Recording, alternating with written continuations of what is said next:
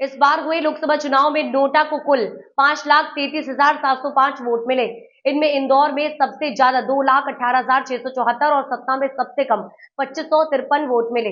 मुख्य निर्वाचन पदाधिकारी अनुभव राजन ने शांतिपूर्ण मतदान संपन्न होने और सभी परिणाम आने के बाद मीडिया के सहयोग के लिए आभार व्यक्त करते हुए कहा कि मध्य प्रदेश की सभी लोकसभा सीटों के परिणाम आ चुके हैं। वोट प्रतिशत की बात की जाए तो उसमें भी शंकर लालवानी टॉप रहे। इसके बाद शिवराज सिंह चौहान और लता वानखेड़े को कुल मत प्रतिशत में सबसे ज्यादा वोट हासिल हुए। इस लोकसभा चुनाव में कुल 669 उम्मीदवारों ने अपने भाग्य आजमा। इनमें से एक ट्रांसजेंडर दमोह से शामिल है। पार्टी को मिले वोट प्रतिशत की बात की जाए तो बीजेपी को 2019 के मुकाबले 1.28% वोट ज्यादा मिले, जबकि कांग्रेस को करीब 2% वोट कम मिले।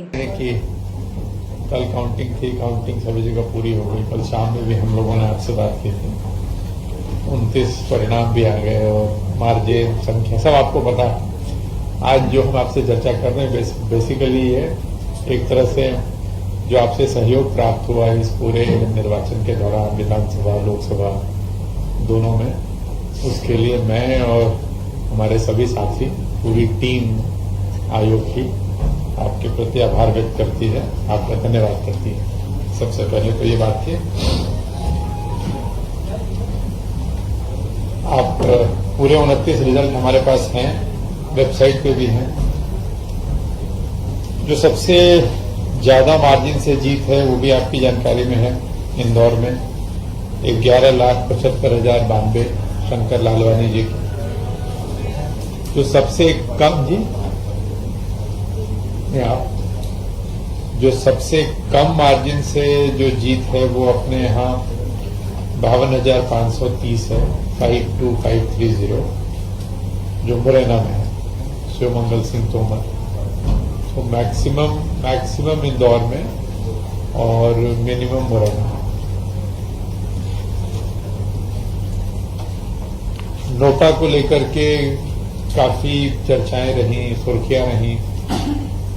नोटा जो इस बार हुआ है अपने यहाँ, जो फाइनल फिगर है ईवीएम मशीन का जो नोटा था वो और जो पोस्टल बैलेट था उसका नोटा था वो दोनों मिला दें तो 5,33,705, 5,33,705, 5,33,705। नोटा सबसे ज्यादा इंदौर में 2,18,674, 218,674 और सबसे कम सतना में 2,553। जी चाहिए आपको अलग अलग बता दें। ईवीएम में जो नोटा दबाया गया बटन वो है 532,667, 532,667 और पोस्टल बैलेट्स में जो नोटा निकला है वो 1038, टोटल 533,705। पोस्टल बैलेट में भी जो सबसे ज्यादा नोटा है वो इंदौर में है 319। बाकी फिगर अपने पास पूरे पीसी वाइज है, लेकिन उसकी वैसे जरूरत नहीं है। जी चलिए ठीक है। जो पोस्टल बैलेट जो काउंट हुए वो सबसे ज्यादा भिंड में हुए थे, जहां करीब 8,349, और जो सबसे कम काउंट हुए वो दमोह में हुए 2,154।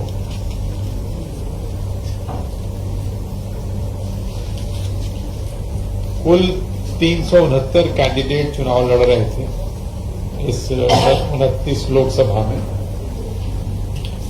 जिसमें 369, जिसमें 343 मेल, 25 फीमेल और एक ट्रांसजेंडर। दमोह में एक ट्रांसजेंडर दमोह में।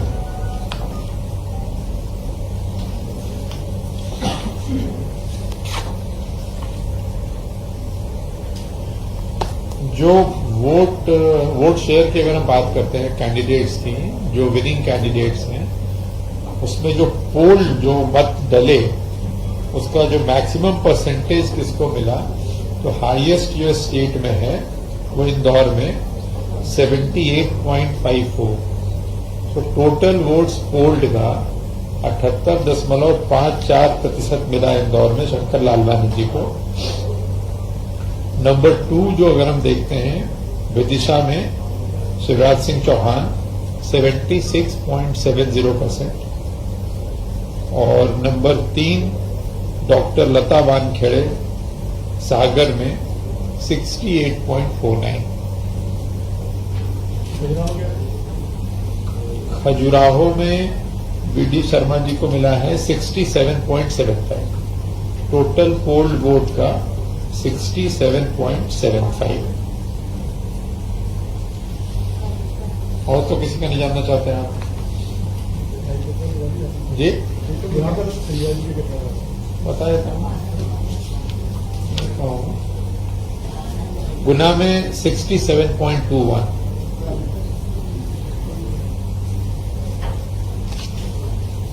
अगर हम पार्टी का वोट शेयर देखते हैं और हमारे पास वो वाले फिगर भी हमने निकाले हैं 2019 वाले, तो सबसे जैसे इंडियन नेशनल कांग्रेस 2019 में जो वोट शेयर है वो 34.50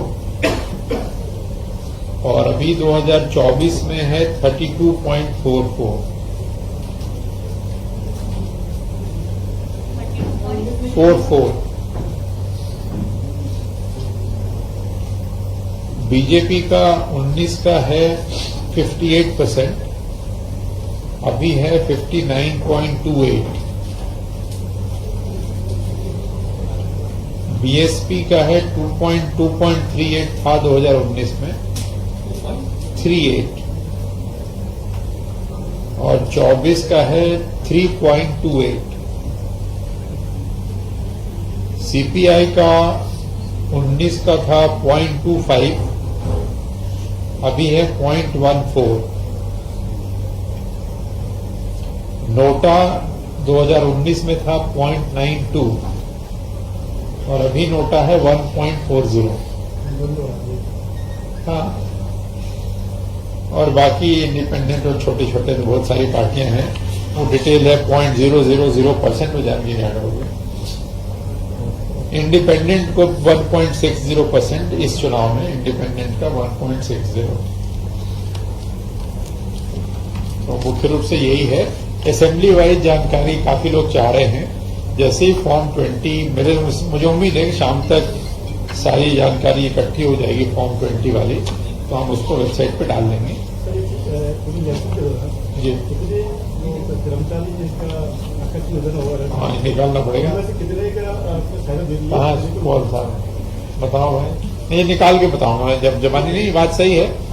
जैसे मैंने पहले की प्रेस कॉन्फ्रेंस में भी तत्काल आपको बताया भी था, कई प्रकरणों में हम लोगों ने तत्काल सहायता राशि स्वीकृत करी थी, लेकिन ये हम निकाल के आपको प्रेस नोट के माध्यम से बता देंगे कि कितनों में हुआ और कितने में कुछ डॉक्यूमेंट्स वगैरह के यहाँ पर वेट कर रहे हैं। कई ऐसे भी थे जिनकी डेथ यहाँ हुई, फिर बॉडी वहां चली गई, तो हमें कागज वहां से मंगाने पड़ते हैं, लेकिन ये जानकारी मैं आपको दे दूंगा।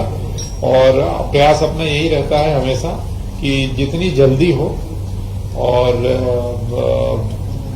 जितनी अधिक से अधिक सहायता राशि उपलब्ध करा सके हम उपलब्ध कराएं। यद्यपि उसके मापदंड नियत हैं, लेकिन फिर भी चाहे वो इलाज रहा हो, चाहे दुखद दुर्घटना में उनको मृत्यु की दशा में जो उनको मिलना है 15 लाख रुपए वो देने की बात हो, आयोग हमेशा से काफी ये रहा है कि तत्काल सहायता राशि उपलब्ध कराई जाए। अनुकंपा नियुक्ति विभाग देता है, तो संबंधित विभाग के माध्यम से अपन उसको भी फॉलोअप करते हैं। यदि उनके जो भी सक्सेसर हैं उनके पास वो अगर जो भी योग्यता है उसके हिसाब से अनुकंपा नियुक्ति भी दिलाते हैं।